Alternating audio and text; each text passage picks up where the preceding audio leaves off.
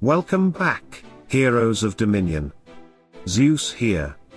Before we start, I want to say thank you. Your comments under yesterday's video gave incredibly valuable feedback. Many of you pointed out where the main team struggled, which matchups were dangerous, and specifically how Aurora wiped your magic cores faster than you could react. I tested every suggestion, and today's setup is the adjusted result. This is now cleaner, safer, and much more consistent.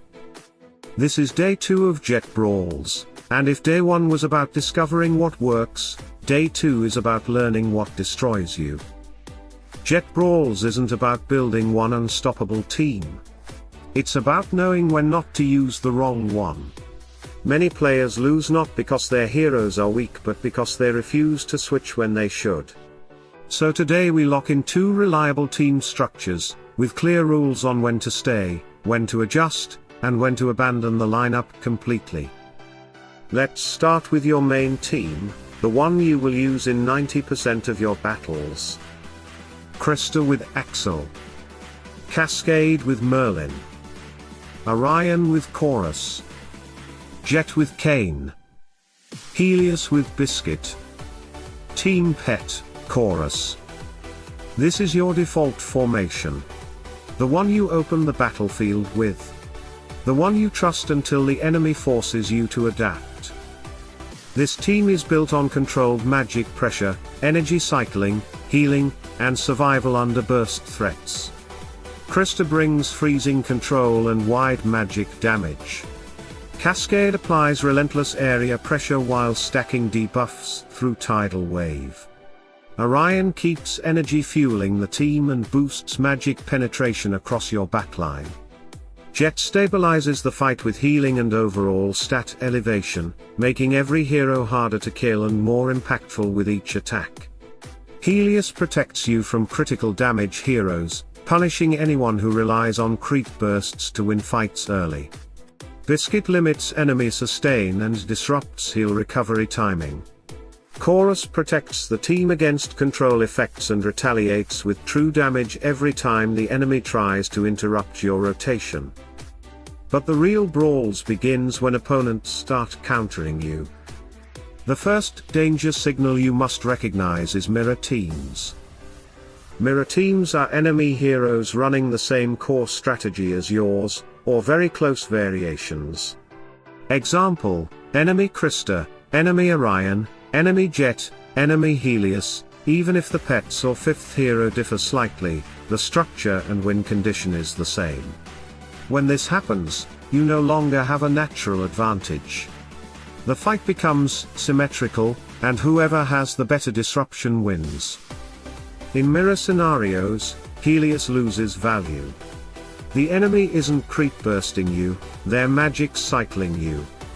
Helios is built to counter physical creep, not magic mirrors. So in these matchups, remove Helios and insert Isaac. Isaac breaks enemy magic cadence, disrupts energy flow, and forces their burst cycle to collapse while yours continues. This single change often decides the entire match without altering anything else in the lineup. Now we go into the matchup that every single one of you warned me about in the comments. Aurora. Let's be absolutely clear, Aurora is not dangerous because she's a tank. Aurora is dangerous because of one thing, Rainbow Halo. Rainbow Halo skill absorbs magic damage, stores it, and then returns it as a combined blast. Meaning, the stronger your magic burst is, the harder you are punishing yourself. You're not damaging Aurora, you're charging her explosion. And when it triggers, that stored damage doesn't scale back gently. It detonates. Your entire backline evaporates, and it feels like the fight ended before it even began. This is why your main team fails against Aurora. So when you see Isaac on the enemy field, you do not stay on the main team, you swap immediately. He is the biggest threat because he shuts down your entire magic core. And when you see Aurora on the enemy field, you also swap immediately. Her rainbow halo turns your own magic burst into a weapon against you. This leads us to the second team, the one built to beat Isaac first, Aurora second, and any anti-magic obstacle in your path. Galahad with Oliver. Lyria with Biscuit. Tristan with Fenris. Sebastian with Albus. Jet with Kane. Team Pet, Chorus or Axel. Galahad provides frontline disruption, stalling enemy ultimates while providing energy pressure and durability. Oliver amplifies his sustain, giving him the longevity needed to absorb the early aggression while your damage builds. Lyria applies consistent multi-target pressure without relying on heavy magic burst windows, which means Aurora can't absorb and convert your damage into a nuclear counter. Biscuit reduces sustain windows on the enemy side, making sure enemy healing doesn't prolong the fight long enough to stabilize their formation. Tristan fuels your physical synergy, accelerating attack potency while empowering Galahad's pressure and Sebastian's uptime. Fenris ensures aggressive strike timings and accelerates your physical burst windows without triggering Aurora retaliation. Sebastian blocks debuffs and ensures your physical engine never stalls, while Albus pushes true damage scaling into the late fight, where Aurora no longer has the tools to protect her team consistently. Jet, as always, holds the structure together, healing, stat elevation, pressure maintenance, and passive consistency across every phase of battle. So let's make the swap rules clean and unforgettable. 90% of your battles, main team. Mirror enemy teams, replace Helios with Isaac. Any Isaac on the enemy side, switch to Team 2 immediately. Any Aurora on the enemy side, switch to Team 2 immediately. Aurora plus high burst or control, Team 2 with Axel.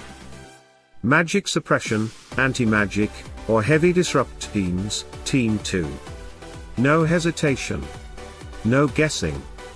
No loyalty to a comp that will explode you. You now have two teams that handle both ends of the threat spectrum, magic resilience, physical synergy, and Aurora denial. And remember, your goal isn't to win every fight with the same comp. Your goal is to lose fewer battles than everyone around you. Before we close, I want to thank you again for driving these adjustments. This video is built from your comments, your experience, and your battlefield realities. Keep feeding me what you see, what breaks, what counters you, and what works. The stronger your input, the stronger these guides become. If this helped you stabilize day 2, claim better streaks, or survive Aurora explosions you were losing to yesterday, leave a like, subscribe to the channel, and turn on notifications so you don't miss the next evolution of this strategy. Stay sharp, adapt faster than your enemy, and remember, power isn't in the heroes you pick, but in knowing when to swap them. Salute and friendship.